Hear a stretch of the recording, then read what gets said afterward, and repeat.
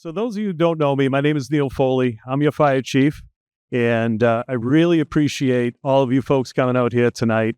I also appreciate our speakers who are going to be speaking with you tonight and educating you on wildfire, both in the mitigation and some education on some events that we've had. It's really been in the forefront in the news recently. Palisades Fire definitely was an eye-opener for a lot of people when you saw complete neighborhoods, towns, cities being burned to the ground. And that really does, that hits home, okay? And I think a lot of people, probably not the people in this room because you're here and you're concerned, but a lot of people don't feel as though that we have this same problem here in the Northeast and especially here in Plymouth. And I can assure you that we do. It's on a different scale. We don't have the expanse of land like they do out west, but what we do have is we have large swaths of land that back right up against neighborhoods, developments, and that's the risk factor that we're going to be talking about here tonight.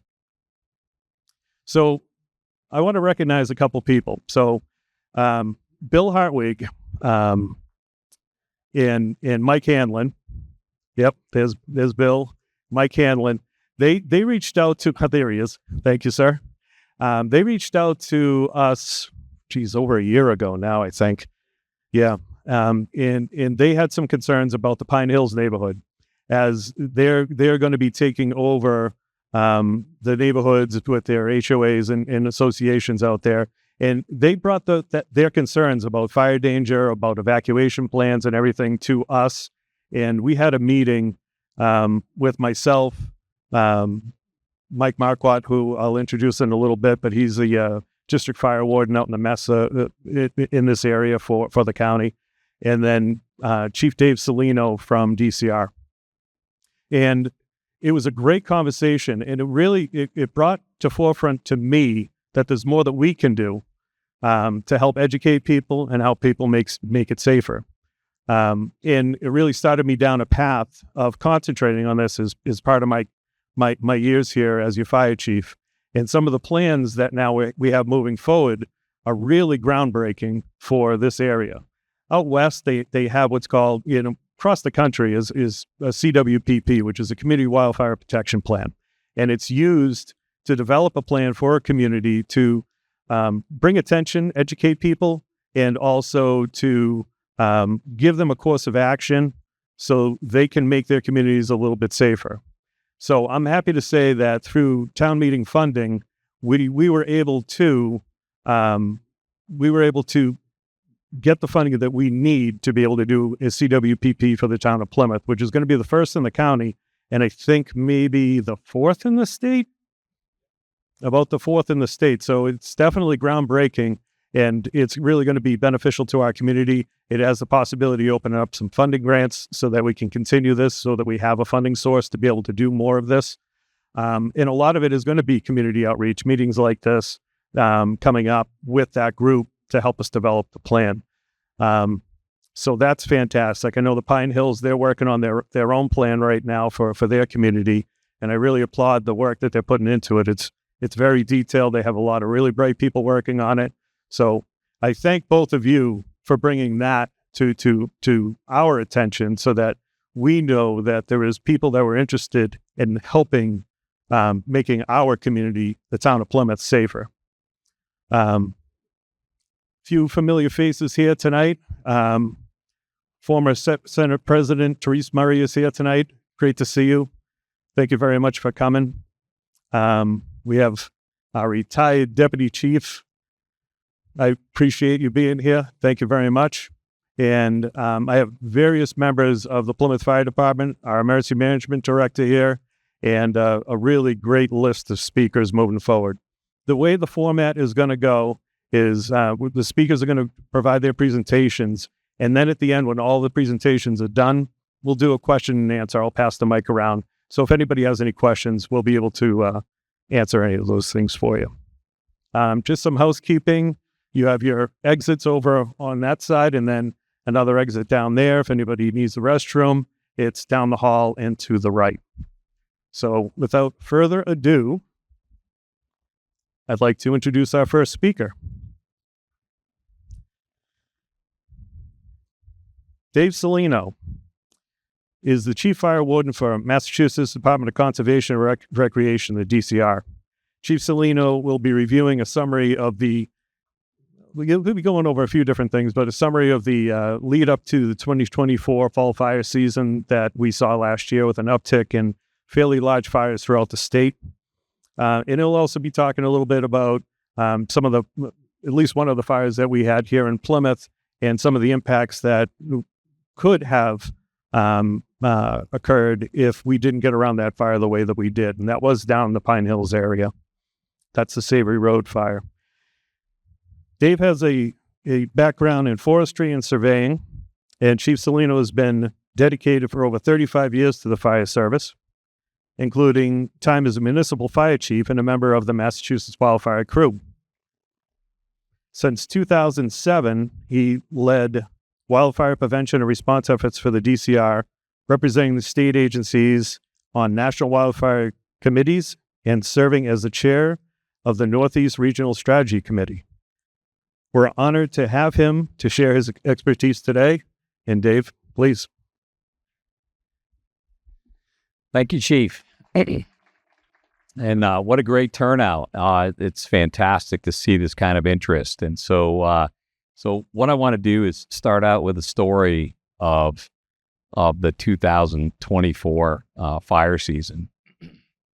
So as you can imagine, with the activity that we had and the press that it made regionally and nationally, I've been asked to present this in a number of different formats, but it's basically the same. It's a story, and of how we got, first of all, how we got here, and then essentially kind of a big picture flyover of what happened to us across the state, literally in less than 60 days in the fall. But it started in Plymouth, and so we're going to do this a little backwards. We're going to talk about sort of the height of the fire issue in 24, the fall event, as I call it.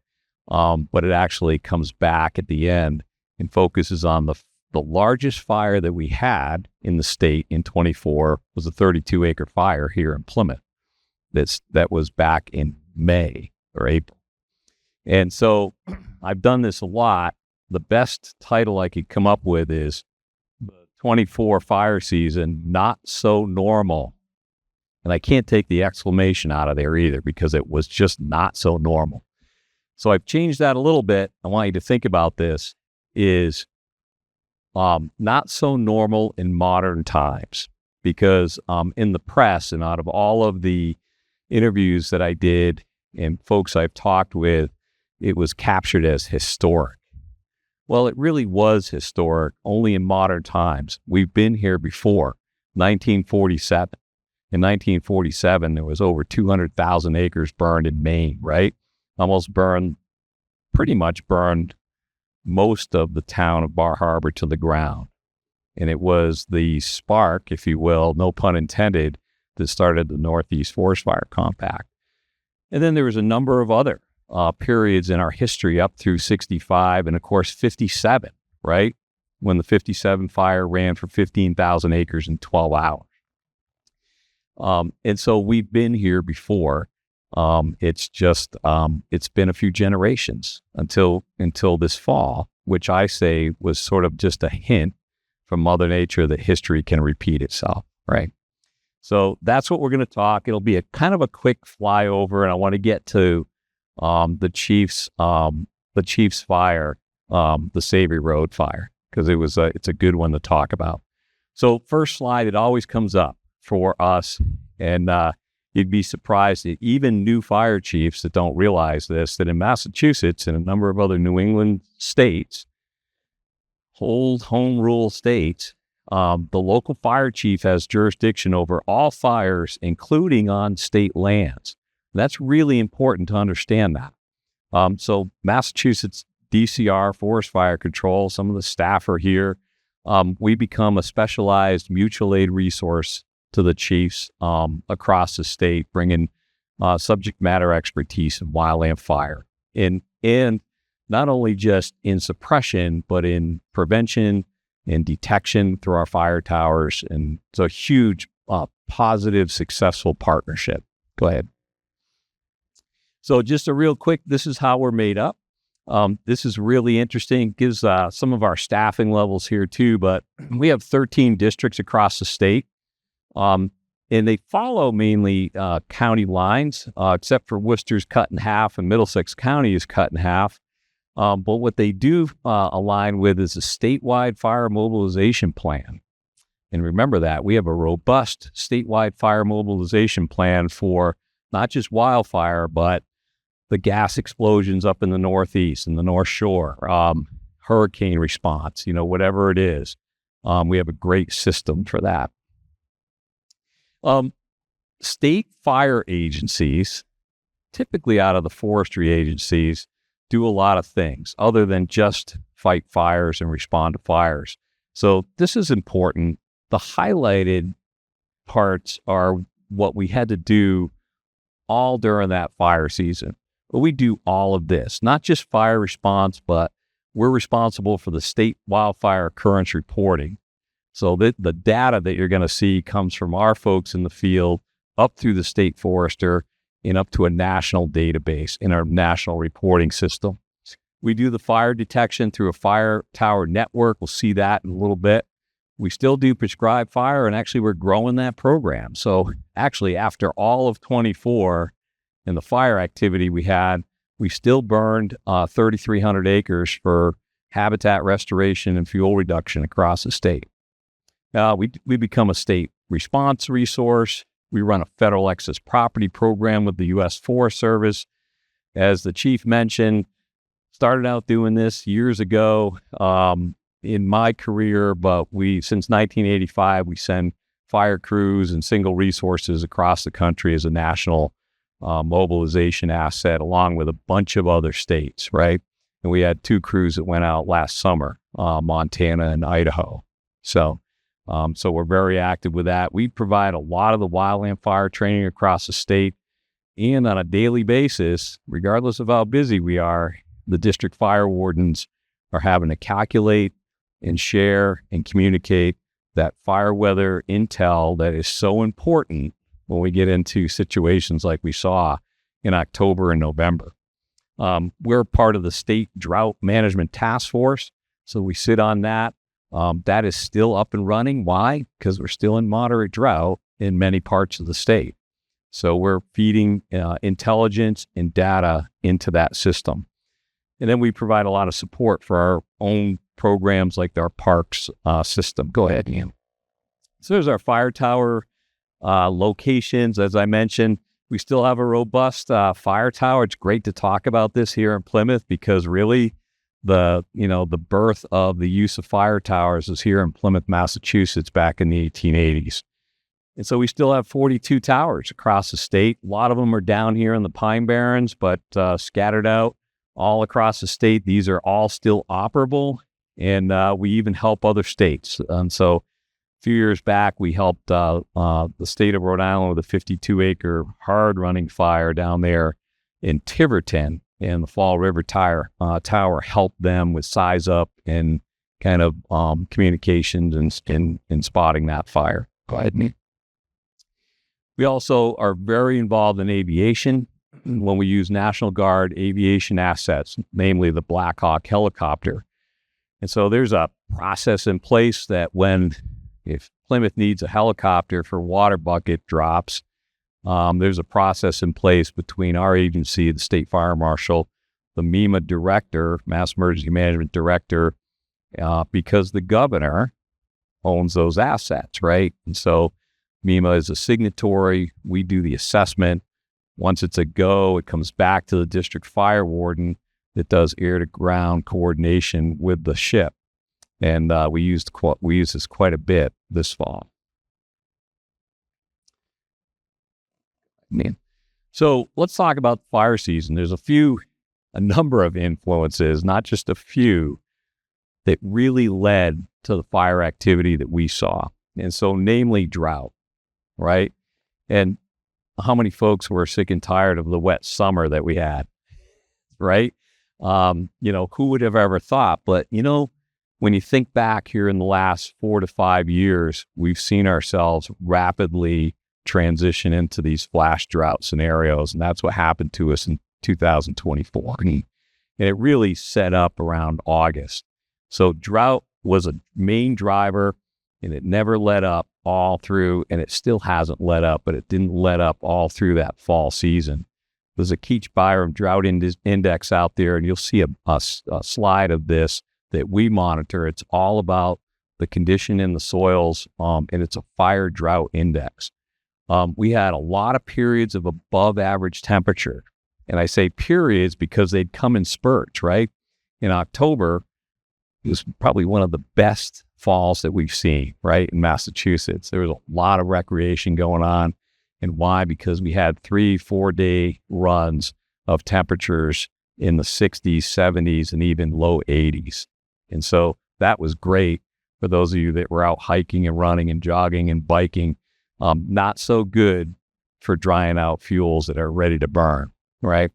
So consistent days of low relative humidity drives that fire behavior by drying those fuels out.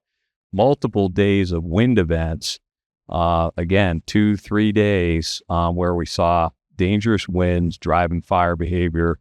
We had consistent low dew points. So we had a lot of active fire behavior at night. And it was those low dew points that didn't allow that humidity to recover. And so we saw very dangerous and active fire behavior through nighttime burning periods. Not something we typically see around here at the end of October and going into November, right? And then that all led to fuel moistures in all the categories, from leaf litter to small twigs, all the way up to logs as big as 6, 8, 10 inches in diameter, in standing dead snag trees that became receptive to burn. They were all available to burn, and boy, did they. And that's what produced the fire behavior that we saw across the landscape. Top that off with what we typically get. People travel in New England from all across the country to see, and that's the fall foliage drop. So we had these fires burning, and then we had leaf litter dropping onto the footprints. So we had fires actually that burned 2 or 3 times over. 35-acre fire footprint probably burned 3 times over the course of a few weeks because leaf litter kept dropping on it, adding fuel to that footprint. And here talks about from middle of September through the end of or middle of December, just that departure of normal precipitation. And all you need to see is the oranges and the reds up and down that eastern seaboard from Massachusetts down to New Jersey. And that's what really set us up for some problems. And so here's the progression of that drought. And if you see, and you pay attention to the dates, August 6th, we were already starting to see abnormally dry conditions in the Northeast, going into moderate drought conditions.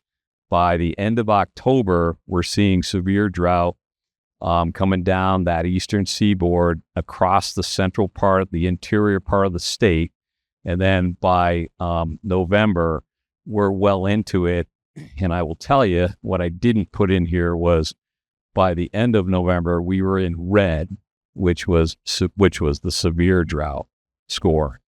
For whatever reason, down here, the folks down here on the coast, we didn't see the southeast coast get very involved because somehow you folks managed to keep every storm that came up just brushing the coast and giving you just enough precipitation to give us a little bit of a respite here on the Pine Barrens.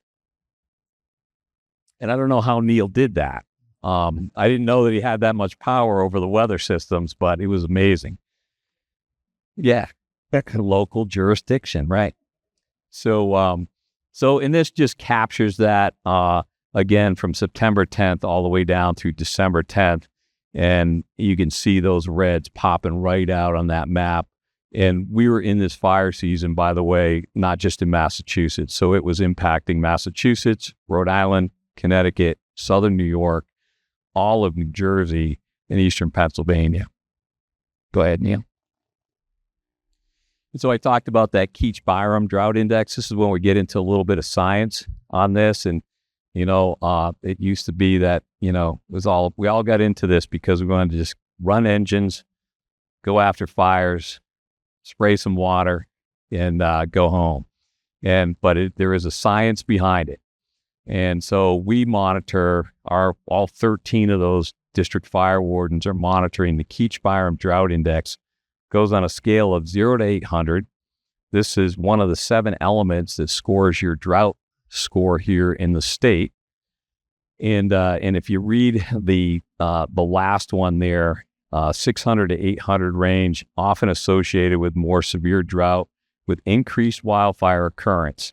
It's intense, deep burning fires with significant downwind spotting that can be expected, and the live fuels can also be expected to burn actively at these levels.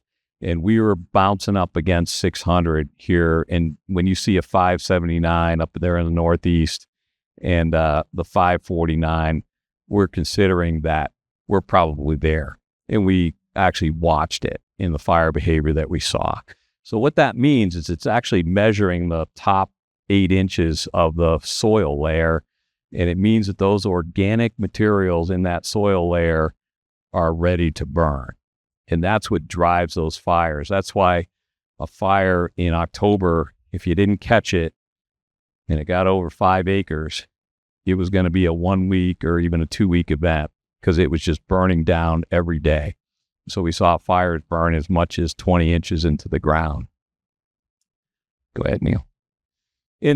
Historically, we're always crunching numbers, and I got to keep up with my meteorologist friends. They always have fancy graphs in the drought task force meeting, so I came up with one. And what you want to look at is the red line on this Keach-Byram Drought Index, and this is the weather station up at the Oxbow National Wildlife Refuge up at Harvard. And the red line is the maximum that drought index has gone in the history of that weather station. And the black line, the dark black line, is 2024. And what we did, I can't reach it, is you can see where that red line would typically be coming down the middle to the end of October, and it disappears. Why? Because 2024 kept climbing.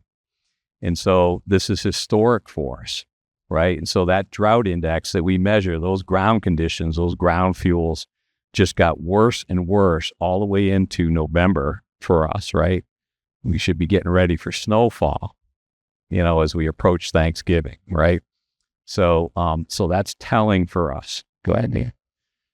We also had 9 red flag warning days, and they all came in October and November. Typically, we'll be looking at red flag warning days in the springtime. Typically get dry, super dry air with winds behind it. But we had 9 of these all in the fall. And there's typically a threshold there. It's when we see relative humidities get below 30%, and we see winds actually pushing 20 to 25 miles an hour. The fire behavior got so bad for us this fall, we adjusted that threshold. We were pulling red flag warnings. We're down at 40% relative humidity because we were seeing the activity and the way that the fuels were burning out there. That red flag warning, by the way, you all see it on your weather station or on the news, and that's great. We want you to see it. But that red flag warning is intended for these guys, the firefighters on the ground, so that they get the warning that they can expect dangerous fire behavior out there, and adjust your tactics and adjust your strategies, because it's all about firefighter safety when we respond to these. And so go ahead, Neil, pass that one. So the fire behavior environment is all about fuels, weather, and topography.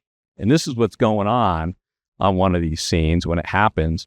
And it was going on a daily basis at a high level in the command centers of all these fires. And even at the state level, we were recognizing that the fire behavior was abnormal for us for that time of year. It really demanded that we do good size ups on these incidents. Firefighter safety had to be a priority. We had to be willing to change strategies, right? If we have a fire in Plymouth right now, this time of year, we've had a number of fires. It's springtime; they're not burning deep. If we have some water, we can get to them. Pretty much, we can put them out and lay them down. That was not going to happen under these conditions in the fall. So our tactics had to be adjusted. It's all about risk management, for those responders. So let's talk about some more data and how we fit in. This is how I like to describe that. So this is a monthly number of fires. The blue is the monthly average going back to 2018. The red is 2024.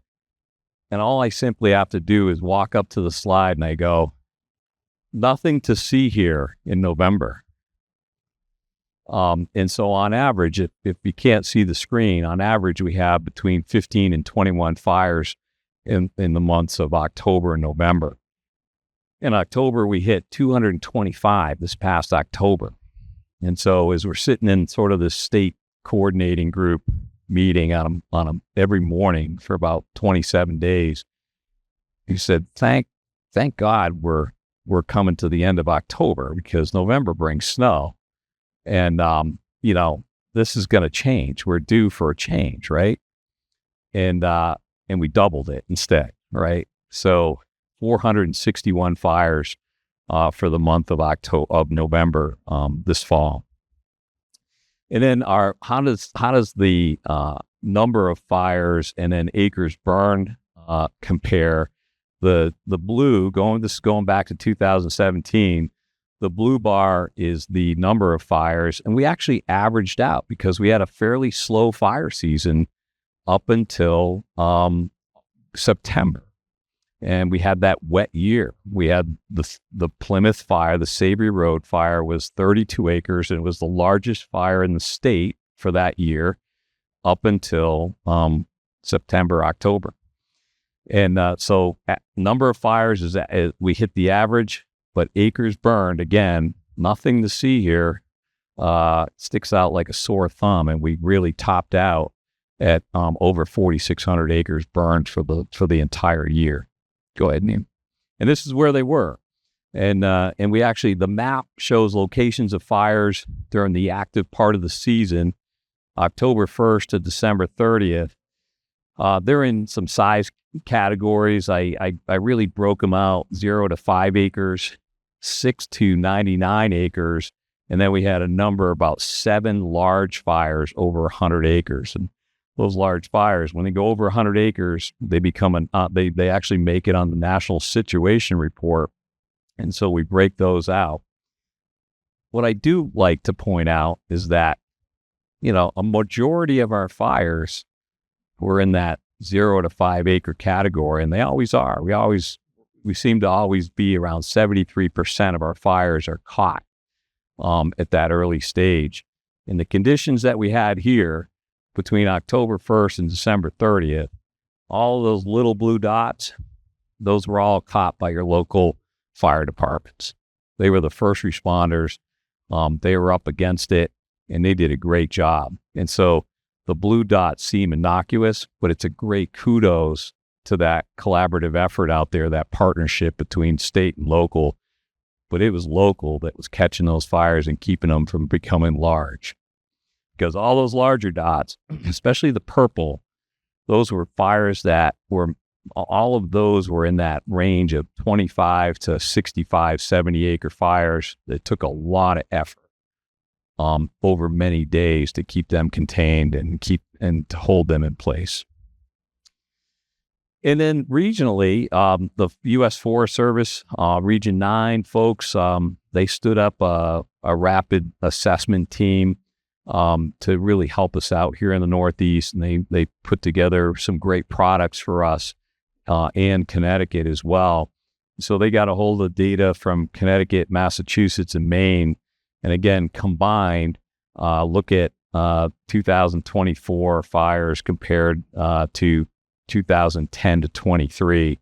And October and November are sticking right out there. November had a 1,510% increase in fire activity. That's a lot. Even I know that. So we're starting to kind of wrap it up here. The fire story, the fire activity demanded specialized tactics and strategies for us as firefighters for the towns, the incident commanders, the local fire chiefs, and it required us to go indirect. So we had to employ indirect strategies where we couldn't attack these fires directly, stop them in their tracks.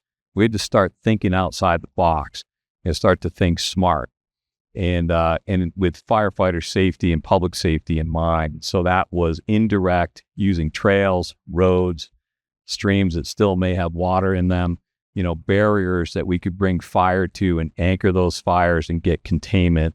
And so we would increase, part of that acreage increase was because of the strategies that we used to get full containment for those fires. Because if you can imagine, those fuels that are burning deep into that soil layer, they're not going out. And so if you went out and did our normal tactics and you sprayed them with water, a day later you're going to be back out there and it would be running on you. So we had to change our tactics. We used burnout operations. We had to do some better high level, big picture strategic planning on resources across the state. There was a higher level of strategic risk planning involved, making sure that we're accountable for our own staff out there and making sure that our firefighters are safe, that they're rested, that we follow some work rest, rules, because they are, gold to us, right? And so that was, when you're 7, 8, 9, 10 days into the same incident, you're beating up the same staff every single day. That starts to take a toll. So this was demanding for us. And then we used aviation a lot. Go ahead, Nan. And so I mentioned indirect, and this was a fire that we had at the Blue Hills, the Hawthorne Path fire. Is that Hawthorne? Yeah.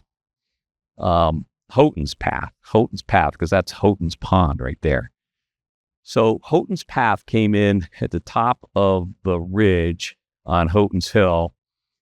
This is the main, for those that know, this is Hillside Road, the main drag that runs through the Blue Hills reservation. And that fire started right up on top. And that red line there is where that fire was after about 2 or 3 hours of burning. And when we talked to the fire warden, she was right about there and checked in, said, yeah, they think that they're going to come out here and we're going to stop it at mid-slope. And so I said, what do you think? And she said, it's not going to stay in place. And the winds are blowing across like this out of the northwest, and you've got values at risk downslope. And so that's where we sort of had to get outside the box and say, let's bring this fire down to the road on our terms. And so we put a burn crew in there and we burned it out at night. And so we ended up anchoring it to some trails. And by about 9:30, 10 o'clock at night, after a pretty big show, we had almost 100% containment of that fire, although it's burned really hard in the center. Go ahead, Neil. And then this was the largest fire we had in the state. I think it was the third largest in the Northeast region of the United States. This was about 1,600 acres of butternut fire, actually almost 1,700 acres out in Great Barrington. And this one burned for close to Thanksgiving. Actually, it burned to Thanksgiving. And Thanksgiving was the first phase of a 2-punch hit with rain that we got. Thanksgiving Day, we got rain. And that really gave us that season, the start of a season-ending event, which laid this fire down. But it wasn't until then that this fire just kept growing. It was actually moving downslope. That smoke column was going up a little over 1,000 feet, and it went down valley, down drainage to the Connecticut River Valley and all the way to Long Island Sound. And so the first night, we had every fire department in Connecticut chasing smoke calls all the way down through. So it's not just fire, it was a public safety issue with public health and air quality, and the butternut fire was not helping that situation. So then to end up, let's talk about Neil's fire. I was going to call it Neil's fire, but it was Savory Road, and this was on April 23rd, 23 acres, and it sat out here just beyond the Pine Hills, and it was a dry day. There was actually some prescribed burning going on over in Falmouth, and I was actually there and heard this fire come in. It came up pretty hard. The fire towers picked it up pretty easily, and Neil's folks did a great job of boxing it in. We had some of our folks there to help them do it. But this is where it is. And this is what I wanted to do was light up all of the homes and the values at risk. And that's what we call it. Human values at risk, right? Part of our assessment at a wildland fire is, what are the values at risk? And so you can see the winds were sort of light and variable coming out of the west. And but then we had sort of a shift. We had the sea breeze coming off of the bay as well, I think about halfway through the day, which kind of threw us for a loop. But you can see the potential around here, and that sort of sets the stage. So I took that fire and I put it into, go ahead, Neil. I took that fire and I put it into some of the tools that we are now using as fire managers. And these tools will come up and get used as you develop your community wildfire protection plan.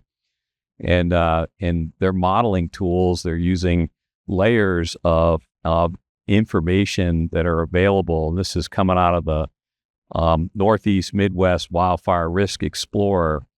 And this is an effort that was funded by the Forest Service. Neil mentioned the Northeast Regional Strategy Committee of the National Cohesive Strategy Plan. And we helped get this funded. So they invested close to $1 million into producing this tool for the Northeast. And it's turning out to be a really valuable tool. So this map here shows burn probability, and I put the Savory Road fire on the map. And all you need to know is that the darker, the more orange and reddish that the color is, the higher the burn probability is in that area. And you can see it's sitting right there in that pitch pine, scrub oak understory that drove that fire. Go to the next one, Neil. And so here's the next one. And this is a layer that's called the potential impacts to people and property. And this really identifies, again, the brighter the color, the more significant the potential impact is to values at risk. And so if you're the IC like poor Neil was that day, and you're sitting there, you know, he didn't have this tool at hand to look at when he's trying to run that fire. Probably it's a good thing, you know, we would have, yeah. But it really gives him a sense of how much time and space he has to manage this fire. And it's somewhat unsettling, right? If you're looking at this, we were lucky that we didn't have 20-mile-an-hour winds that particular day. And in many cases, when we look at our fire history, when we look back at it, we know what the potential is. A lot of times we've dodged the bullet, right? We just didn't get the alignment of a wind event with a 20% relative humidity, you know, in an 80-degree day. And sometimes we've missed it just by hours. And so that's called alignment. That's what LA on the Palisades faced. That was perfect alignment. Unfortunately, the Santa Ana winds coming out of the valleys of the Santa Ana Mountains wrung free of all of its moisture. So coming out at 85 miles an hour at 90 degrees and 6% humidity.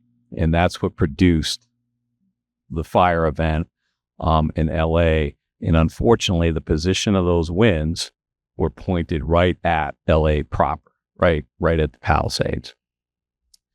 So go ahead, Neil. And we're just going to finish up with some photos. And, this is the fire behavior we saw across the state. And this was in hardwoods. This is out in my country, by the way. This is in Munson, Great Barrington. And all of those factors, all of those influences, fuels, weather, topography, were aligned up to produce this kind of fire behavior. In this picture of the Bradway fire, these guys got around this thing at 46 acres, partly because they burned it out to 2 roads. It was almost like a catcher's mitt, if you will, that we were able to burn that fire out, bring it in gently to the road, and tuck it in there. But there were about 5 or 6 homes down in there too, and so they strategically had to burn around those homes to keep fire off of those structures, and they were totally successful on that fire. We didn't lose or damage one structure.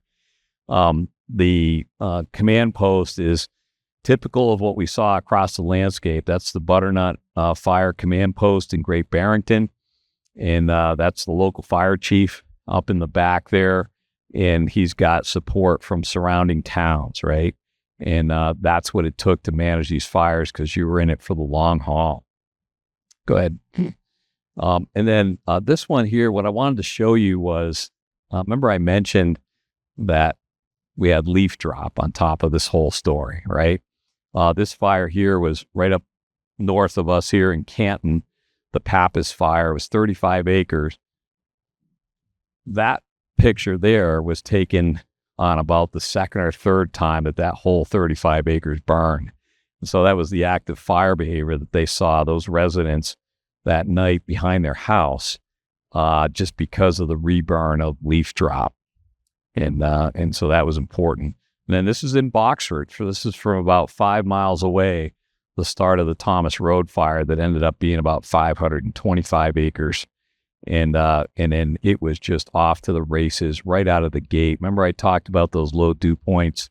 That was one of those nights. And it was just rocking and rolling. Go ahead, Neil. And so there's a lot of cooperators that come to play. And I always put this slide in. When we get into a fire event like this, there's a lot of players involved and a lot of partners, and from state agencies and federal agencies and local agencies. And it's a long list. We had engines in here from the state of New Hampshire and the state of Maine Forest Service through the Compact Authority, the Northeast Compact, but everybody on down. We actually sent hose and pumps to Connecticut to help them with the Hawthorne fire as well. Down in Berlin, Connecticut. So we were all firing on all cylinders.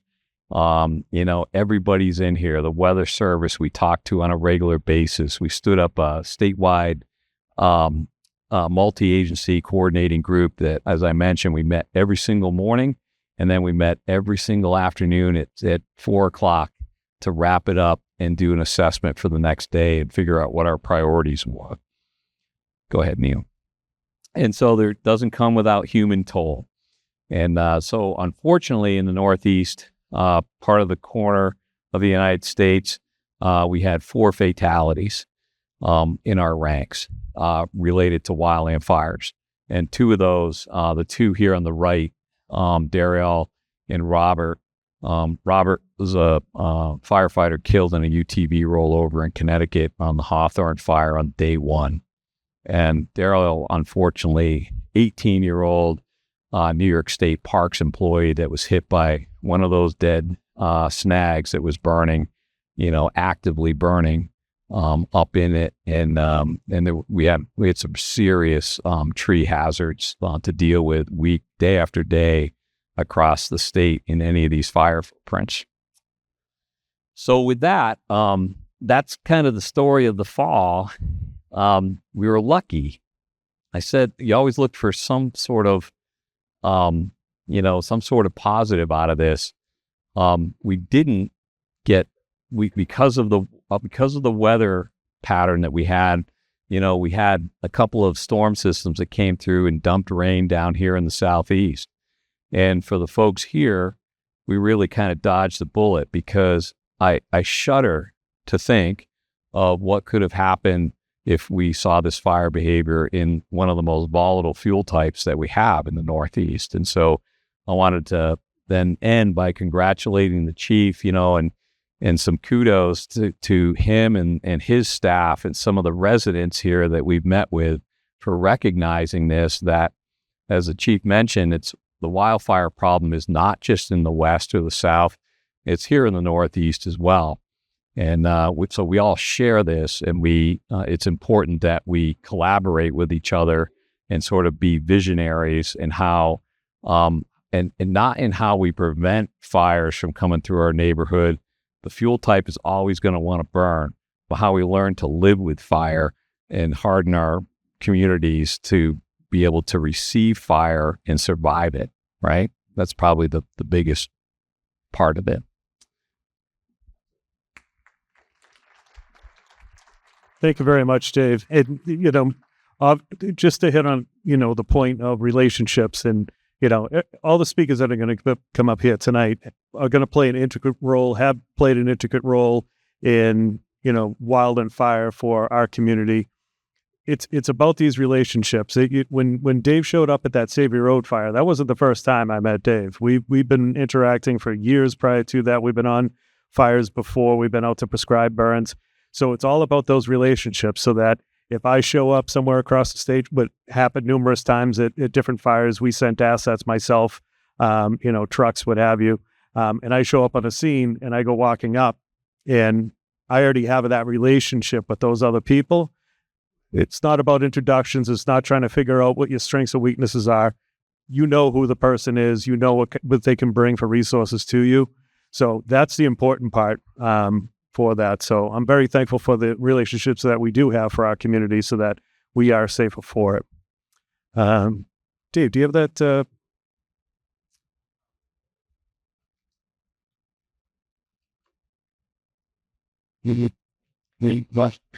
One sec.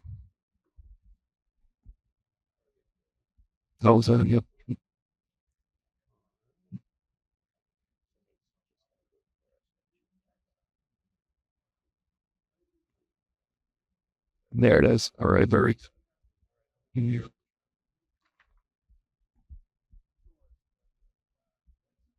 It gave a lot. Data. Fire. We jump into my data back here. Oh, yeah, I do. Every single one of those fires, 663, 4,000 acres was human cost. And there were no lightning storms. There were no thunderstorm development systems in the area. So they were all human caused. And the governor helped me even change my messaging at a press conference. And she looked into the camera and she said, I want to speak directly to our citizens and say, they're all human caused, but it's a human behavior problem. And what we had was there were burn bans across the state, and we had people burning debris in their backyards. So yes. All right, thank you. We're gonna hold the questions till the end, just so we can keep going with the presentations, making sure we have enough time to get through everybody. Okay, so our next set of speakers is Plymouth's Director of Energy Environment, David Gould, is the town's natural resources specialist, and the town's national natural resource specialist, Nathan Cristofori. Working for the Town of Plymouth for over 22 years, David Gould has led efforts in open space management, habitat protection, and wetlands restoration, including overseeing 12 dam removal projects. His dedication has earned him multiple honors, including the NOAA Environmental Hero Award, the Coastal America Spirit Award, and the Coastal America Partnership Award. Nate Cristofori has worked in natural resource management across southeastern Massachusetts and Cape Cod since 2009, and holds a degree in environmental planning and environmental science from Westfield State College, and is pursuing his master's in restoration ecology from the University of Idaho. A registered professional wetland scientist, his expertise includes wetland delineation, botany, ecology, and wetland dependent wildlife. And right now I'd like to welcome Nate up to speak about his presentation about the Pine Barrens. Great. Thank you, Chief. Like Chief said, my name is Nate. I'm with the Division of Natural Resources here in town. I'm not a firefighter, so I won't be talking about the firefighting type stuff, but we're basically going to be touching on is the relationship that Plymouth and the ecosystems that we have here in town, the relationship it has with fire. Now, historically, Plymouth has been coastal pine barren. The writing on here is really small, which is a globally rare ecosystem. It's pretty much confined to southeastern Massachusetts, Cape Cod, Long Island, and New Jersey. It's a globally rare ecosystem, which means it's home to globally rare species of plant, animals, insects. And it's a habitat that's in decline. So we're starting to lose that. This map here shows, obviously, Plymouth in red. The green areas are what are designated and recognized by the state as being historic pine barren. Pine barrens are a highly specialized ecosystem.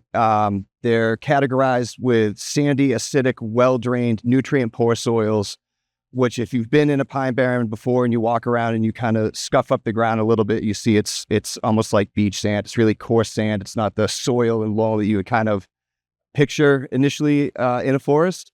But even though the conditions I just explained don't sound like it's something that's rich in biodiversity, we always say that the pine barrens are anything but barren. They're very full of life, full of great species, all sorts of diversity, but we are losing that habitat. And historic range, and when I say historic, I mean dating back to colonization. So say over the course of 400 years, the historic range of pine barrens are decreased by 60 to 70% for various reasons. That can be development, fragmentation, fire suppression, which I don't mean it in like that fire suppression way. Certainly not saying that the protection of infrastructure and buildings is a bad thing, but fire suppression in that we are very good at putting out fires when they start. However, back 400 years ago, that wasn't necessarily the case. They burned their way through. Indigenous populations here recognize the benefit of having fire in the system. Those fires will burn out the low growth, the shrub growth, and promote more diverse and more lush growth of blueberries, huckleberries, things that they would use as food sources. So we are starting to lose those pine barrens a little bit. Let me see here. For, like I just said, for various reasons. Now this map here shows a ratio of historic burn probability to contemporary burn probability. I didn't make this. This is McHugh with U.S. Fish and Wildlife Service. But basically what we're seeing is that over time, like I said, historic, we're dating back 400 years. Historically, the majority of the country is burning less frequently than it would have naturally on its own. Up here where we are, you see we're more the greens and the blues. So our contemporary burn probability is less than it was historically, whereas out west, it's higher, right? So we are around 2-to-1 historic to contemporary, meaning we're burning about half as frequently as we used to. Now out west, we just saw what just happened this past year. They're burning a lot more. A few years back, Idaho had a wildfire that was something like 600,000 acres. So we're not out there, but we do have similar ecosystems that are fire dependent or fire prone, fire tolerant. So we're coastal pine barrens up this way, longleaf pines down in the southeastern side, lodgepole pines out west. So what we're looking at is just the ratio is changing, and a lot of that has to do with what we are doing, where we're settling, how we're contributing to system decline or fire suppression. So there's just an overall change that's been occurring. Now, where we are out here in Plymouth with various pine barrens scattered all over the place, even though it is declining, I'm a homegrown kid. Like, I wandered these halls back in the 90s. I went to PCIS. So I grew up in pine barrens. So to me, it was never different. It was never weird seeing the pine barren species out there. I never really thought twice about what it was, what was existing out there, how rare a lot of those species were, how dependent on this globally rare ecosystem they are. until I started kind of getting into it. And now I think a lot of scientists, ecologists that work in this part of the state or Long Island in the Pine Barrens kind of get a little bit psyched when you start talking about introducing fire, because it is so important ecologically to that system. So the benefits are pretty diverse. Now, vegetative diversity, we're talking about, what I'm getting at here is when we introduce fire or allow fire to progress through these systems, how are they helping? So there's increased abundance and richness, which is when you say diversity of species, it's typically a summation of the abundance and the richness of those species across all strata. And what I mean by that is your herbaceous growth, your shrub layer, vines, trees, saplings. Your diversity is higher through all those growing seasons. And David will actually kind of get into that a little bit. And you end up seeing a net diversity increase post-fire. We have some pictures and we can show that. The fire helps to reactivate native seed bank, encourage extirpated species to either grow back in or return to the system, because like I said, these systems are getting fragmented. They're being grown in successionally or aggressively by additional species, from mixed deciduous forest that might be abutting the Pine Barren, and that the Pine Barren's kind of being overtaken. So burning it back helps to keep those native Pine Barren species in place. And I'll just jump over here. When I'm talking about a fire, I don't mean a fire. We mean like a fire. In ones that the fire experts are able to control the height and the depth of, because having a huge canopy crown destroying fire is not what we want.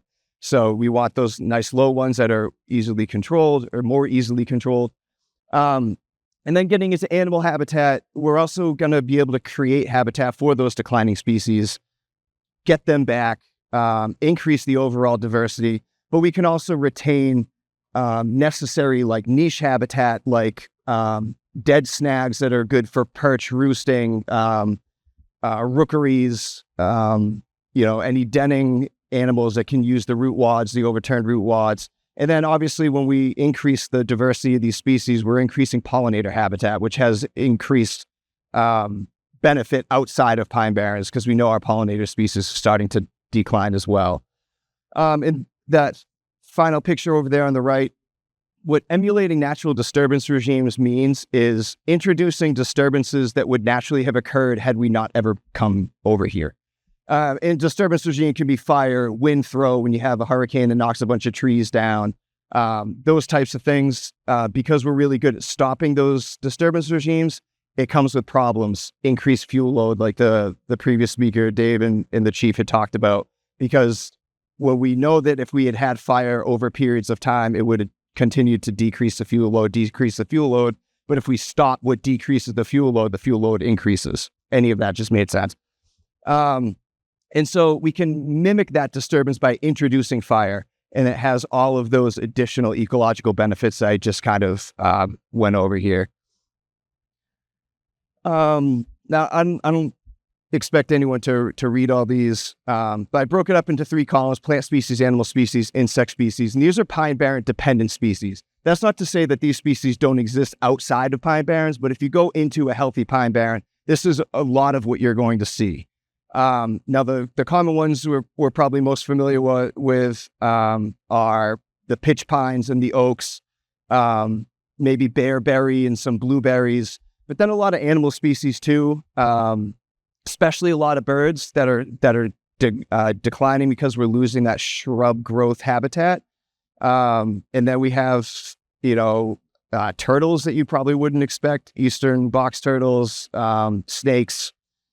And then insects too. I think insects are unfortunately overlooked a lot, especially because they're not necessarily showy. That picture on the bottom is a frosted elfin, which is a protected butterfly species, even though it doesn't really look very, very butterfly-y.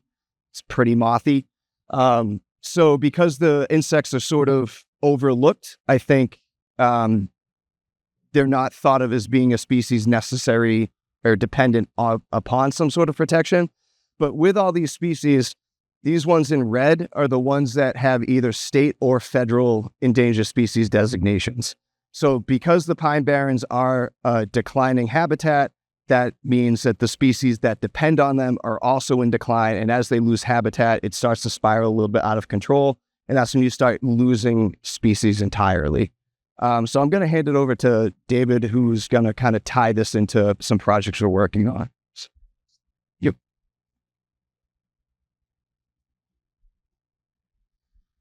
Hi, everyone. This is actually some slides, photographs from the Savory Road fire, which for us was kind of interesting. It provided a unique opportunity to go out there and take a look at this site. We look at fire, obviously, from a public safety standpoint as well, but also from a unique opportunity of habitat restoration and how we can also improve ecological value. So this was this first one in the upper left corner was, when the fire was first happened. And as you go through those slides, you can see how successionally it started to recover very rapidly, including some of the species that Nate mentioned, the pitch pines. The eastern white pines had died back, the bracken fern had come in, and you'll see how quickly that started to recover. And then you could start to see it slowly die off as part of its seasonal change.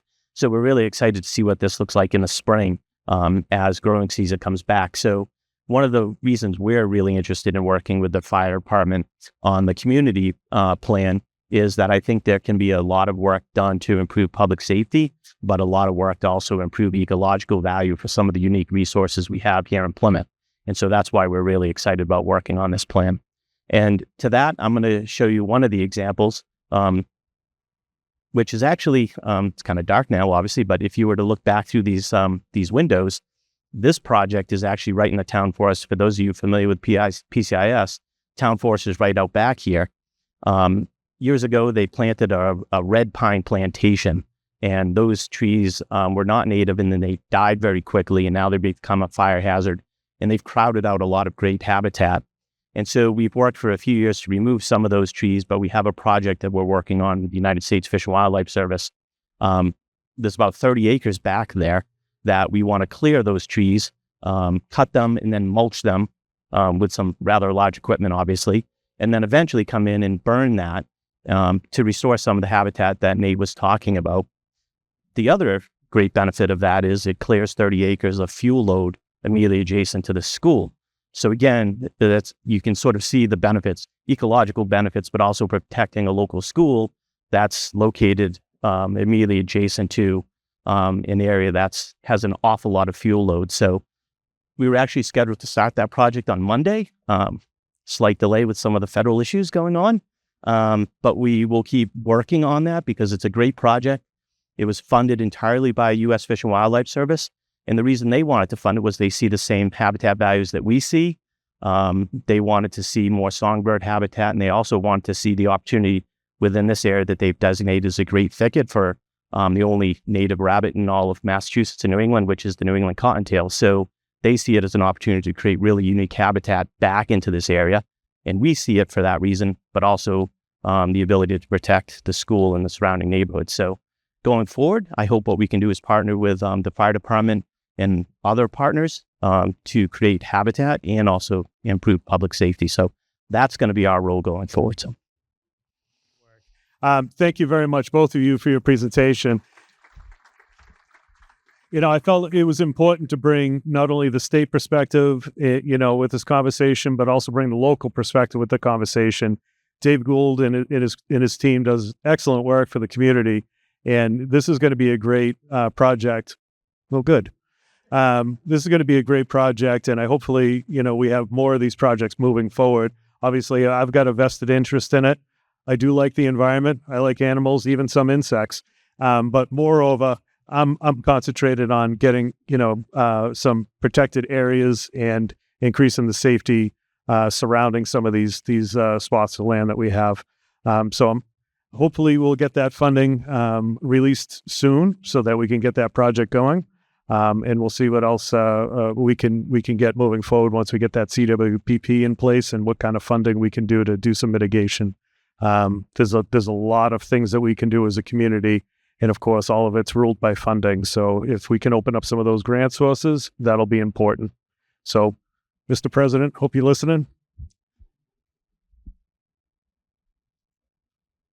Just give me a second here. It looks like we're almost getting through.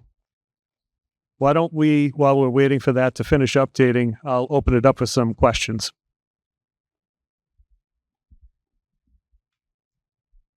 Oh, thank you. Regarding the Savory fire, what was the source of the water that you fought that fire with? So we bring water with us. So all of our trucks do carry water. We brought all of the water there from hydrants. Essentially, we didn't have to do any drafting. We were able to tap into hydrants. We brought in our tanker trucks. We brought in additional apparatus. We actually called several towns around the area to have them bring in some of their apparatus to give us a hand as well. So at no point did we have any water issues with that fire. We have some pretty robust plans in place when it comes to the planning of these types of events, and everything fell into place pretty well with that. Thank you.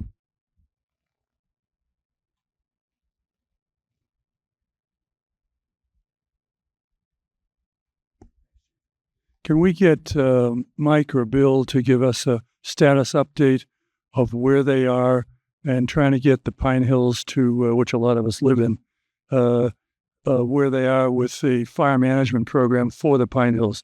I remember about 6 or 7 years ago when 3 of the fire chiefs, one from Plymouth, Bradley, one from Mount Standish, and I think one from the county or the state, came over to the Pine Hills for a presentation. And I remember I asked them at the time if we had a fire management plan, and they said, no, but you need one. And I don't believe we have one yet, but it would be helpful if Mike or Bill can give us a update on where they are. Bill?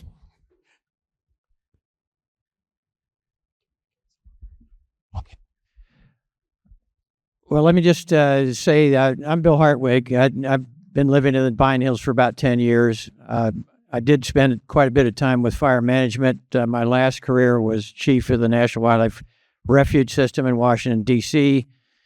And in that position, I served as chairman to the Interagency Fire Committee that dealt with national agencies like the U.S. Forest Service, National Park Service, Bureau of Land Management out west, and, of course, U.S. Fish and Wildlife Service. I looked at every after action plan that we had. So I analyzed every fire in the United States as it occurred each year, divided money up for the following year, and set policy and training, and a lot of what you're seeing here as a result of that. So to get to the actual question of what's going on in the Pine Hills, we've been working for about 2 years or so, 2.5 years, on developing a wildland management plan for the Pine Hills. We have one done in draft. We've submitted it to every of the communities within the Pine Hills. So your boards have it. Hopefully your boards are sharing that with the people within each neighborhood. And that plan is located on our website, which is phneighborhoods.org. You can find it there. Read through it if you don't have a copy of it already. It's a basis for how each neighborhood then has to take that plan, which is pretty detailed, and apply it to your specific neighborhood. And when you do that, that's the first step. The next step you've got to do is you've got to implement the plan, and you have to do that annually. So you've got to go out and look at things on the ground and see if you're following your plan. And generally speaking, you've heard it from several speakers already, fire is a pretty simple thing, which is very complex in some ways, but simply 3 parts: fuel, air, and a spark. And when you have all 3 of those, you got a fire. We can't control the spark because, as Chief Salino said, knuckleheads in the community are pretty good at starting fires when they shouldn't be having fires, or driving down the road and throwing a cigarette out and starting a fire, and it can go like that rapidly. We can't control the wind. We have wind almost every day in the Pine Hills and in this general area.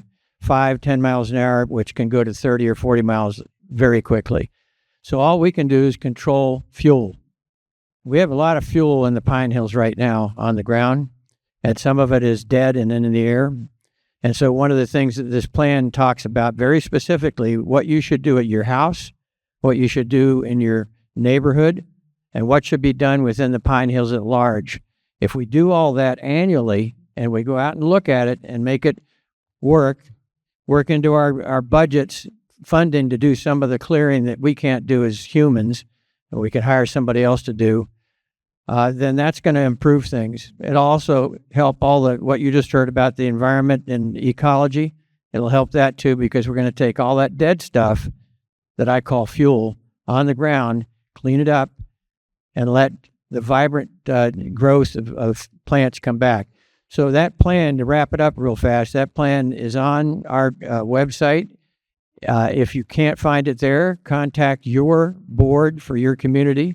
Ask them to put a presentation on.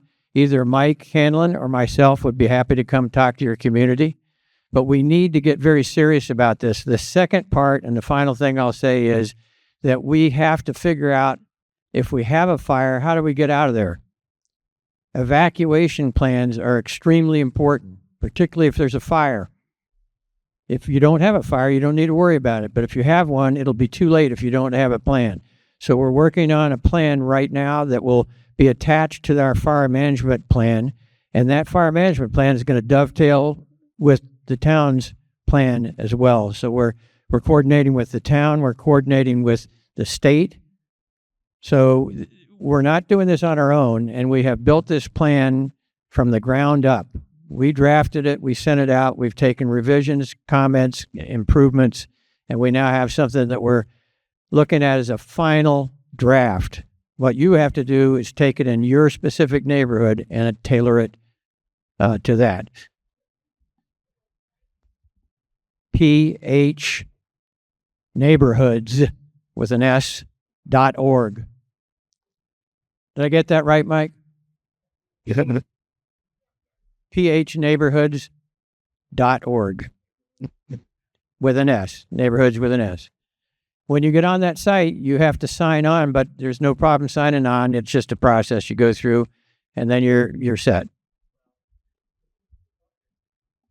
No, I put my new red mark. Right. Public. Yeah, what Mike was saying is that that's a Pine Hill specific plan, but it calls attention. And thank you very much for the question, and Bill for your presentation on that and your answer. And it just goes to show that this is a larger effort than just the fire department taking this on. And, when Michelle comes up and speaks in a little bit about the NFPA and the programs that they have,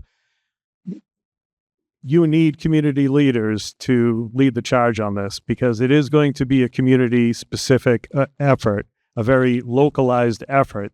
If you don't have buy-in, you don't get things done. So it's great that you have the turnout here tonight.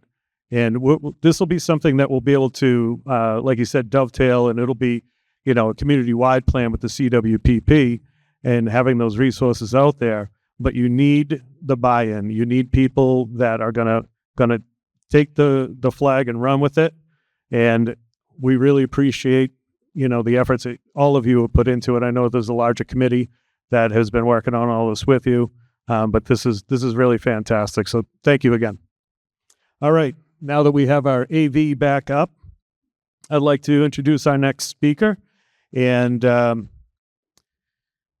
next, we have the Mass DCR District 2 Forest Fire Warden, Mike Marquardt. With a background in arboriculture and park management and fire science, Mr. Marquardt has been involved in firefighting since 1986. He began his career with the DCR in 1993 and served on the Massachusetts Wildfire crew from 98 to 2007. Since 2013, he has worked closely with the Plymouth County Fire Departments on wildland fire detection, prevention, training, and response, as well as managing fuel reduction and prescribed burns in the Miles Standard State Forests. Tonight, Mr. Marquardt will discuss risk reduction efforts at Miles Standard State Forest. So thank you, Mike.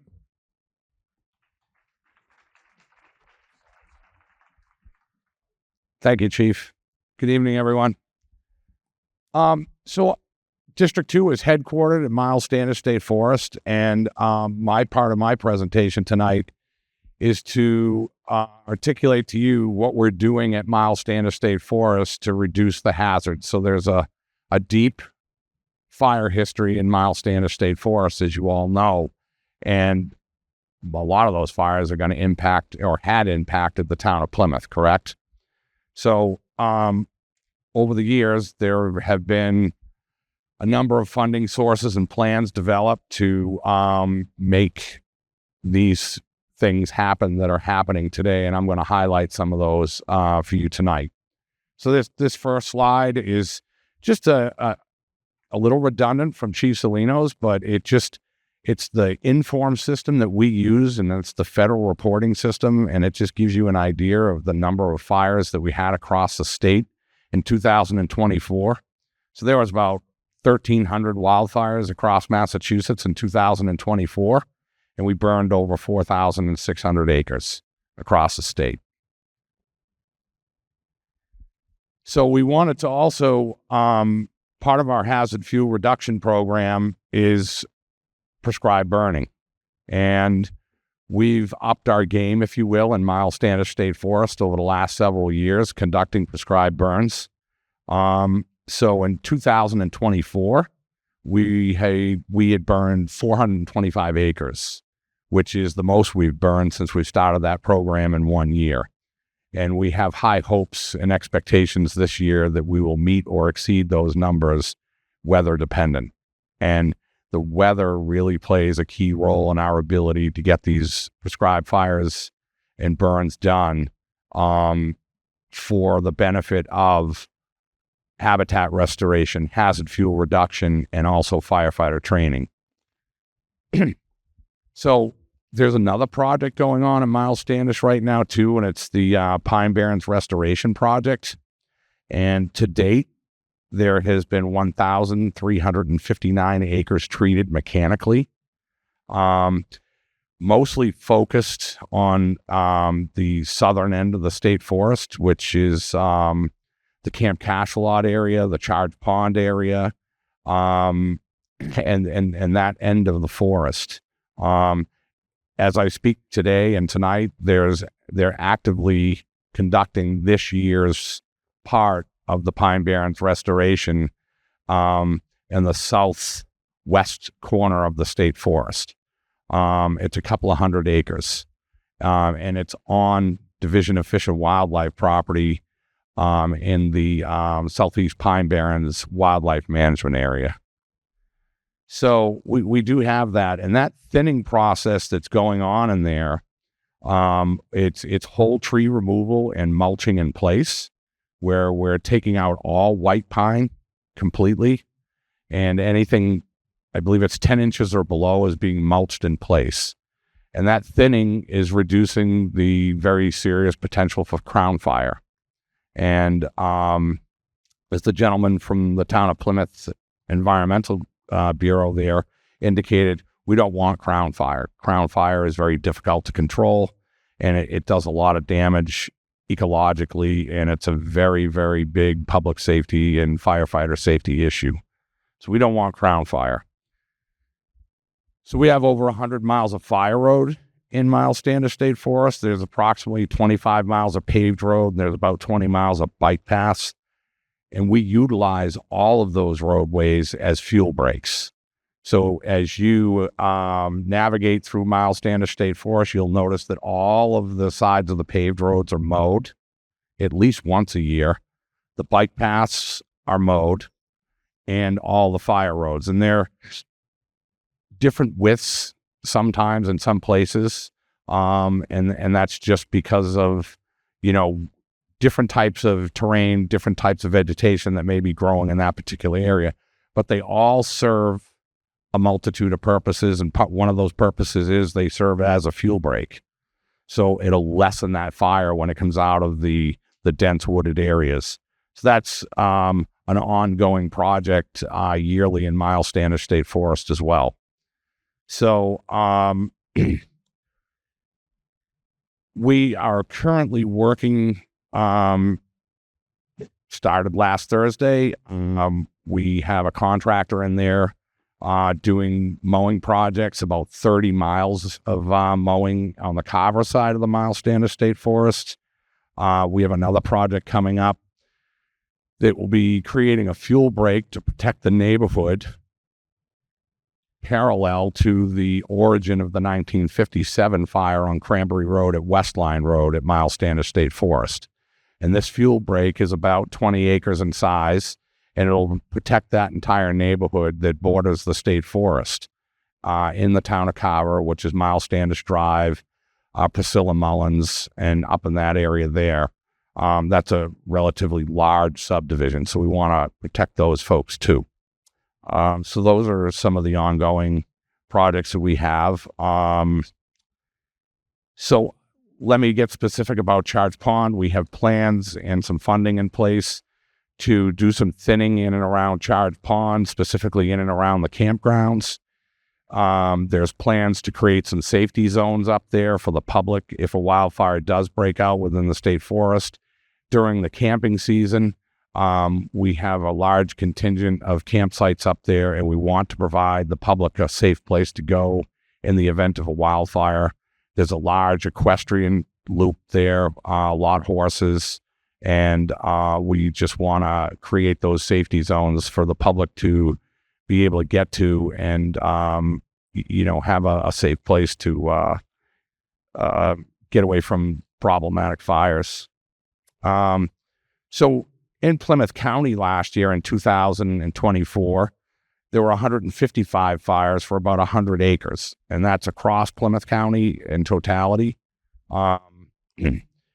We have a very robust, effective relationship with the Plymouth Fire Department at District 2 from a training perspective. So for approximately, Chief, 8 years now, we've partnered, and each time that the town hires a new group of recruits for the fire department, I spend about a week's time with them and educate those new recruits and train with them on force familiarization, fire weather, fire behavior. They come to the prescribed burns each time that we perform a prescribed fire in Miles Standish State Forest. There is always participation by Plymouth Fire Department, and that is also another training opportunity for them to become knowledgeable and more knowledgeable about wildland fire, fire behavior, fire effects, fire weather. Let's see. So I think at this point we've trained close to 80 Plymouth firefighters over these last several years, which is a very good number, and moving forward, we'll continue with that same effort. If you're familiar with Miles Standish State Forest at all during the recreation season, it's quite a place to work. It's quite busy. Anything could happen any given day. Specifically with the number of people in there camping, visiting day use areas. Sometimes it catches the media attention because of the level of the incident. Sometimes they're minor. It could be anything from a fish hook in the hand to a heart attack to motor vehicle crashes, et cetera, et cetera. So it's a very, very busy place to work. And we're very active in there with all of these projects going on. We do not want to see another fire come out of Miles Standish State Forest and impact the surrounding communities. We have what we believe is a good notification system when we're doing prescribed burns on any given day to get messages out to the residents and surrounding towns as well, because of the smoke issue that we put up in the air. And we want to reduce the number of calls. We want to reduce the amount of concern from the residents. So we have that in place as well. So that helps.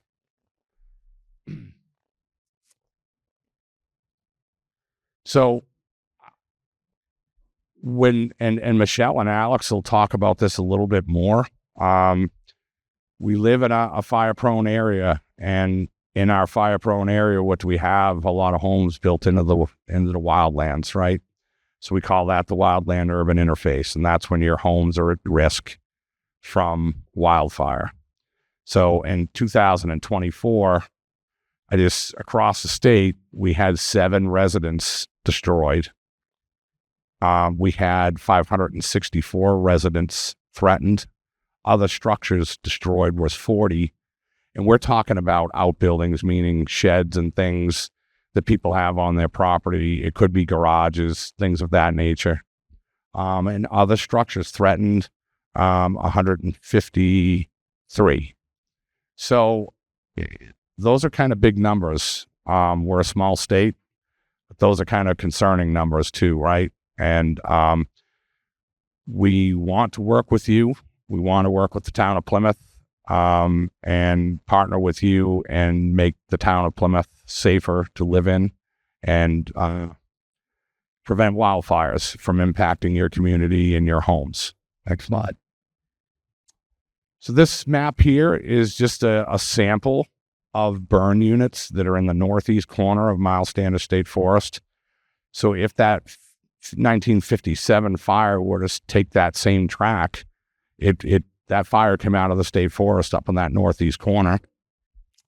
So a lot of our burn units and a lot of our project work is in that corner of the state forest.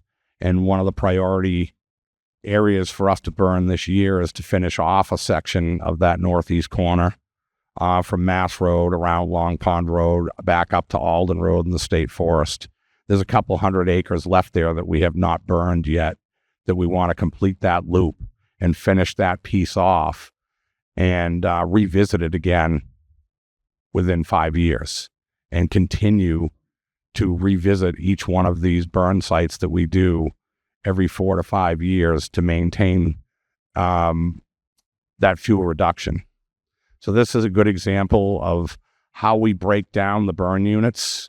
And as you can see, they're broken down into smaller subunits. And at certain times of year, we're restricted on how many acres we can burn as well due to air quality issues. Okay. So this is a picture of a burn last spring. This is right off of Mass Road, leading up to East Line Road at Priscilla Road, if anyone's familiar with that area. So this is a kind of fire activity that you can expect from this type of vegetation. You know, Miles Standish in the Pine Barrens is the number 2 fuel type in the country for volatility. So we don't have these big, complex, giant fires like you've seen that destroyed the Palisades, but we certainly have a lot of potential here that can impact our homes. So number one reason why we're conducting these prescribed burns and doing all these hazardous fuel reduction projects. This is East Line Road at Priscilla. So this is around this time last year, we took a lot of advantage of the weather that we had available to us last year, and we got a lot of burning done. And so this is just another photo of us conducting a burn. Again, I really want to emphasize the fact that each time that we conduct one of these burns, that the Plymouth Fire Department is right there with us, partnered up. They supply apparatus and personnel, and sometimes they get the opportunity to bring the new recruits along and put them on the front lines so they can get used to this and expose them to it. It's great training. So this is Priscilla Road to Upper College Pond Road. A couple of days later, you know, if you come in the state forest from the Long Pond Road end, you'll see basically on the left-hand side from the power lines all the way up to Priscilla Road is all scorched. And then just a little bit beyond that, beyond the bike path, is a large frost pocket that we've burned a number of different times successfully, and you can see the results of this. If a fire gets through here like they had in 1957, it's going to be a lot different fire, and it's going to be a lot safer for the firefighters to fight and get a hold of and contain. That's it. Okay. thank you all for your attention. I hope that understand. Thank you very much, Mike. I just want to highlight the training aspect and the partnership that we have with DCR and going out there and doing these prescribed burns. It's very important to us, very important to me to make sure that our new folks coming onto the job are introduced to it. It's very limited. Actually, I don't think there's much training at all that has been done at the state fire academy for the number of years. I think that's going to change moving forward. But without getting that exposure, and without actually getting out into the forest and seeing fire on the ground and seeing that fire behavior, and then seeing how our tactics affect that fire, it's very hard to describe that to somebody with just a PowerPoint, as you folks can understand that. So having that opportunity to go out there with our folks, even some of our seasoned folks, and just kind of retool them, getting them out there, I think it's fantastic. Plymouth is used as a resource quite a bit. And we go out across the state, and when we do show up, they do know that we have well-trained people that can be effective out there in these type of situations. So thank you very much, Mike. I appreciate it. All right. So our final speakers for tonight, and I'm really happy that Michelle was able to come here. I think she is probably traveling the country more than she is at home. So she is local. She wanted me to make sure that she was recognized for that. She's a Quincy resident, so not quite a Plymouth, for Plymouth, but she is from Massachusetts. I think it's fantastic that we have somebody at the national level that has a local interest, and she brought some folks from her office as well. And yep, there you go. I believe one of them's from Plymouth. Who's from Plymouth? There you go. All right, that's great. So I'm just going to introduce the both of them, and they're going to get going on their presentation. All right. Next to present, our Wildfire Division Director at the National Fire Protection Association, Michelle Steinberg, and DCR Fire Program Coordinator, Alex Belote. Since 2002, Director Steinberg has led key initiatives like FireWise USA, Wildfire Community Preparedness Day, and Outthink Wildfires. She served on the Presidential Wildland Fire Mitigation and Management Commission from 2022 to 2024, and is a co-founder of the Hazard Mitigation and Disaster Recovery Membership Division of the American Planning Association, and is the past officer of the International Association of Wildland Fire. With a master's degree in urban affairs from Boston University, Director Steinberg has also taught emergency management and lectured at universities, including UCLA.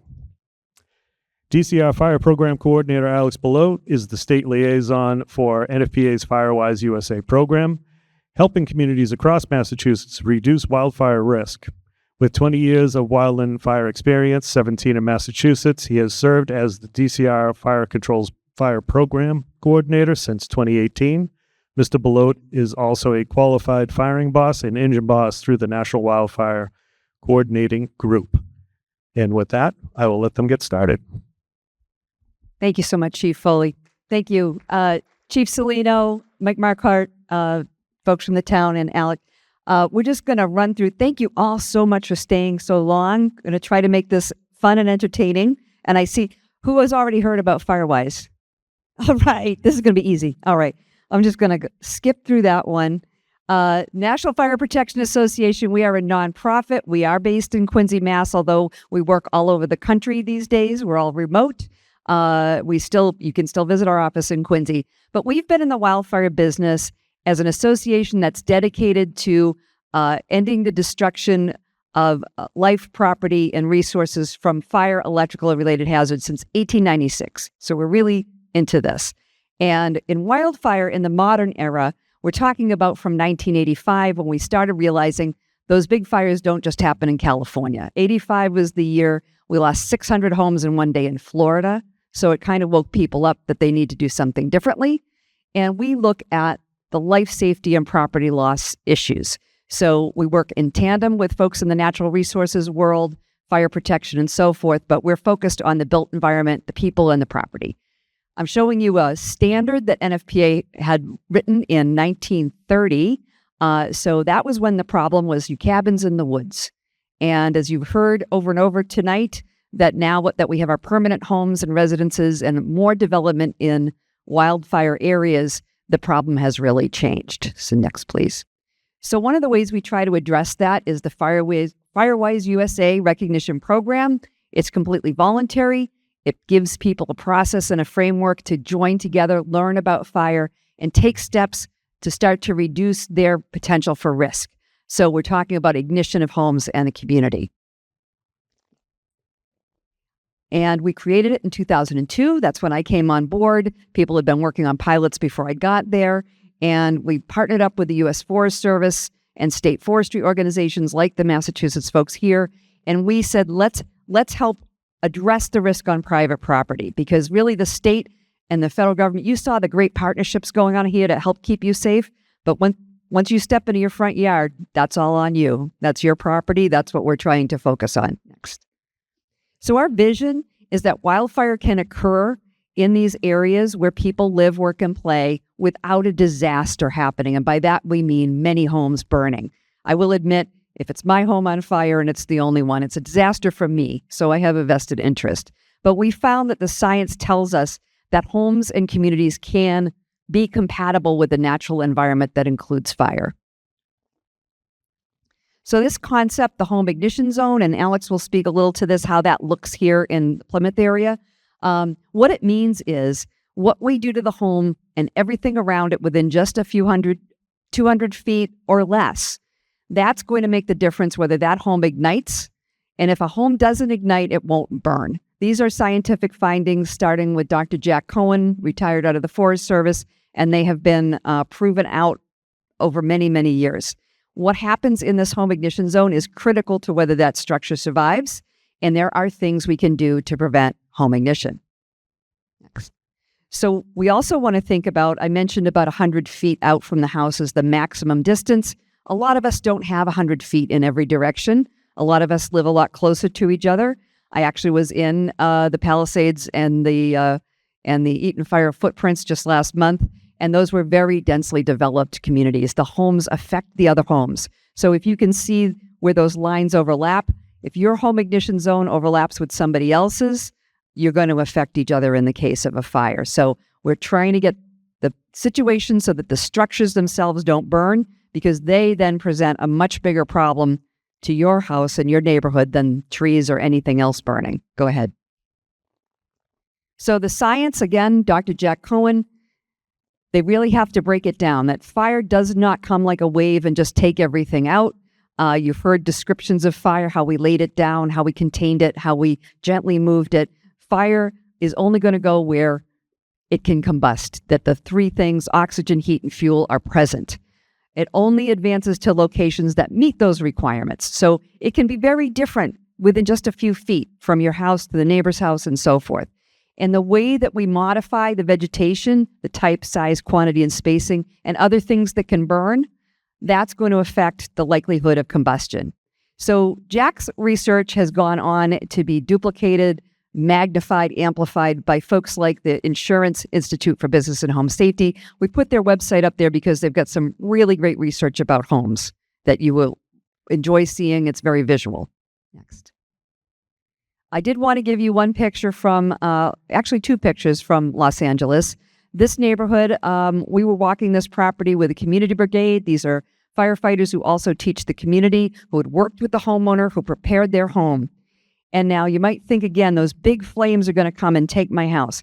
Well, in this case, it was a creeping fire coming down the back slope of this person's property. It was not a high-intensity fire, which meant that the firefighter that took that picture could walk in there while that was burning, move the barbecue grill, which was the cover was starting to catch embers, away from the house, and that's all he did. And then he went on. That picture we took 20 days later. That's after the fire on the right with the green. It didn't burn. They caught a few embers in the barbecue grill. There just wasn't enough fuel, meaning they had thinned out that ridge. The ground cover is very non-flammable. The house itself stood. They probably had smoke damage because just about everybody got smoke, but this home survived. And I really wanted to show you that most people gasp when I say that picture on the right was after the fire came through.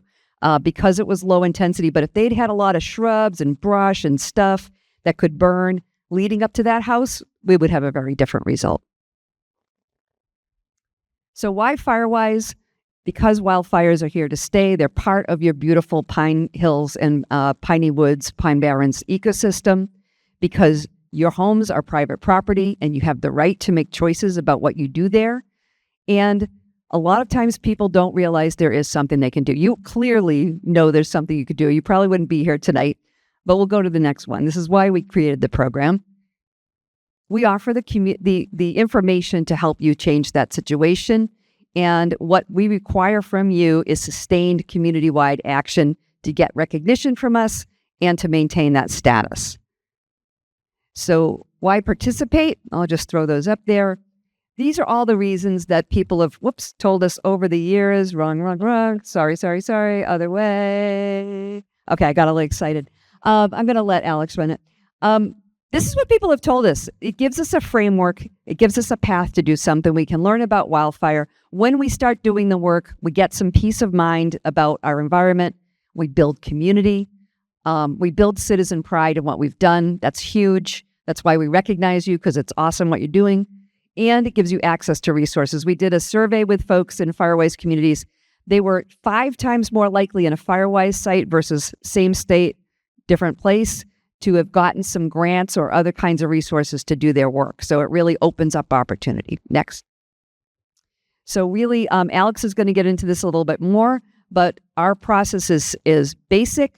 It is available on our website. Again, you saw firewise.org. Go check that out. Get organized, make a plan, do some action. I can tell you guys are ready to do things, and then report back to us through the state.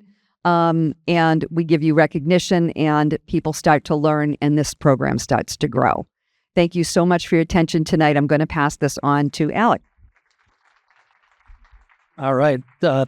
Thank you, Michelle. All right. So I guess I'm going to be the last speaker tonight. And so I'm going to talk a little bit about what we can do, kind of a call to action here when you leave here tonight, and also just go through some of the things that have been going on here in Plymouth with some of the communities here and around the state. So you can go ahead. Next slide. So these are a few of the things that, we plan on doing, and some of the services that we can offer in coordination, and part of the Firewise USA. First thing that's really important is public education. This is an event that we had up at the Breakheart Reservation in Saugus. And the idea behind this is empowering the public with knowledge about how wildfires burn. So next slide, please.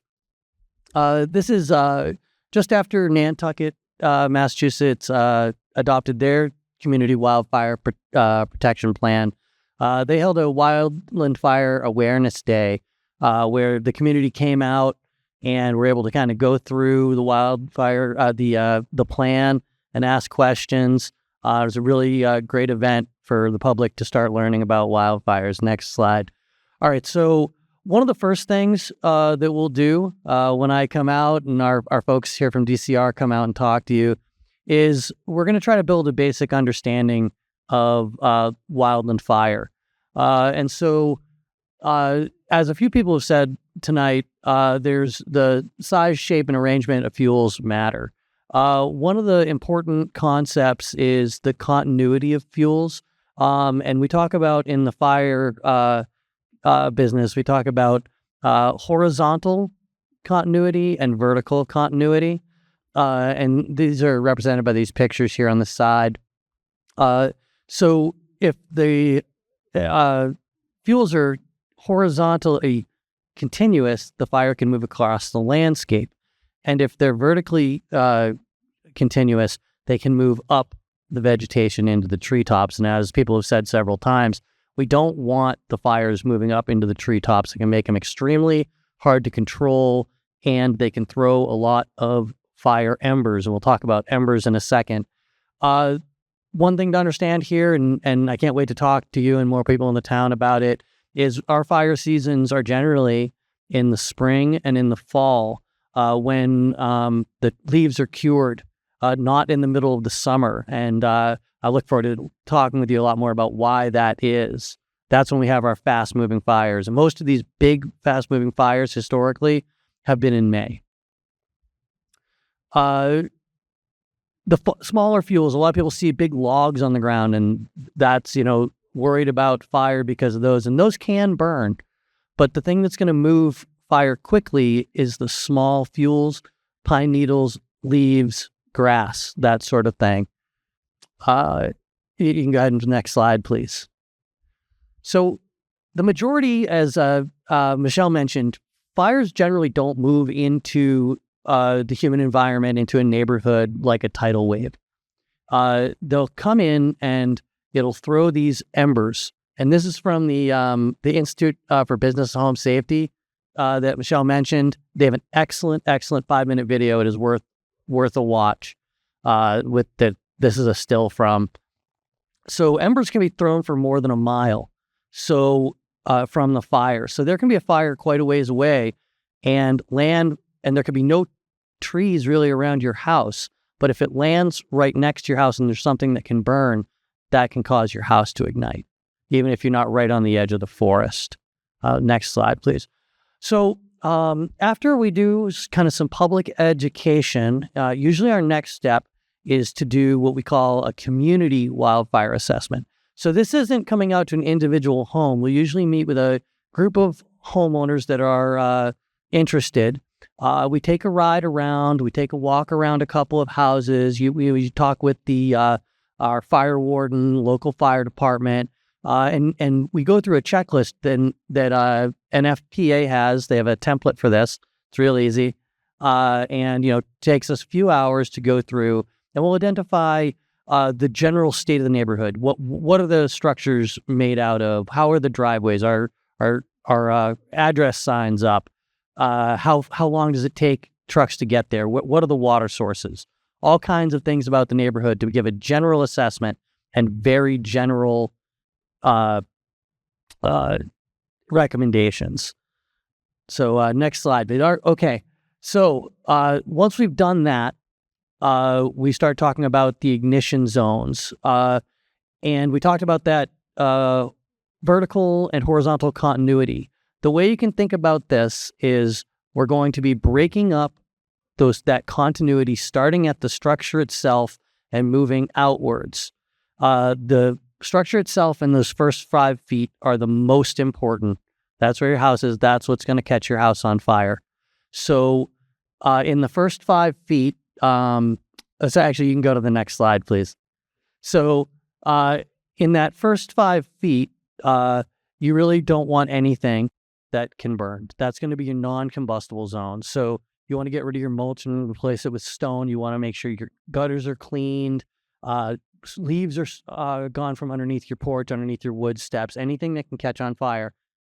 That's the call to action for tonight. Is we're in fire season right now. As of tonight, there are several fires burning in Massachusetts, and so we're going to get a little rain, but this is fire season. So it's a good time to get the leaf blower out. Make sure you get the pine needles off your roof. It can make all the difference if those embers land on your house. Back one more. So one more. So that's okay. Yeah. So this is the kind of next step after that community assessment. What we'll do is we'll come out and do an individual assessment and walk your property with you and tell you and give you a checklist of things that particularly on your property that you can do to help prevent wildfires. So, we'll come out and fire professionals will walk around the house with you. We love to talk to the homeowners and the residents about it. And also just a plug over there, there's a sign-up list. So if you're interested in this, please go and just write your name down there and contact me, and we'll start setting these up. Go ahead. So the immediate zone, as I said, you want to get pretty much everything cleared out. Next slide, please. Again, this is you want to move mulch, grass, leaves, needles, firewood piles, and other flammable materials away from your exterior walls. Get your wood piles off your porch. Anything that is flammable away from your house. Next slide, please. Next up in that is that intermediate zone. That's the 5 to 30 feet. someone in the audience probably recognizes this where this is in Plymouth. This is in this area. You want to remove low hanging limbs, prune trees 6-10 feet up. Your shrubs and bushes should be spaced out in this area, and the native vegetation and grasses should be mowed down to 4 inches. Next slide, please.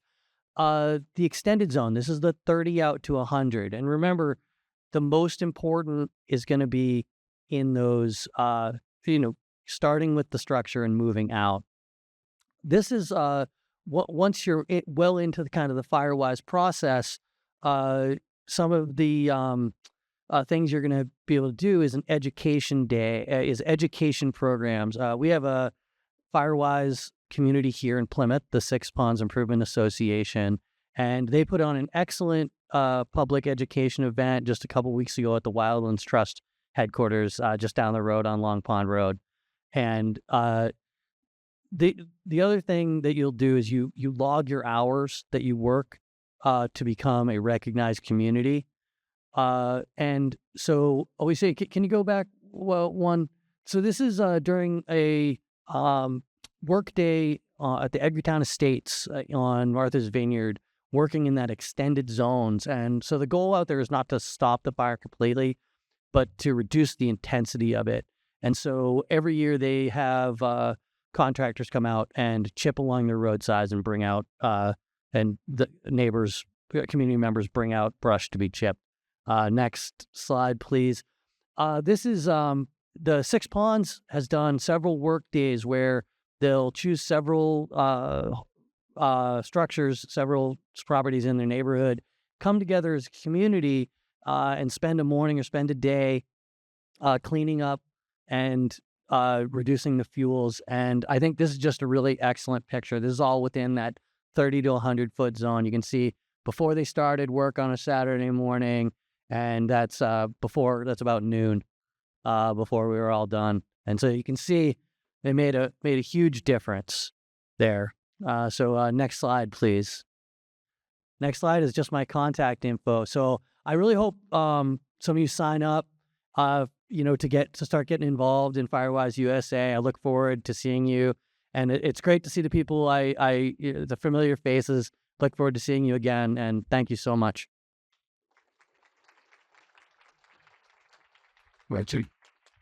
Excellent. Thank you both for your presentations.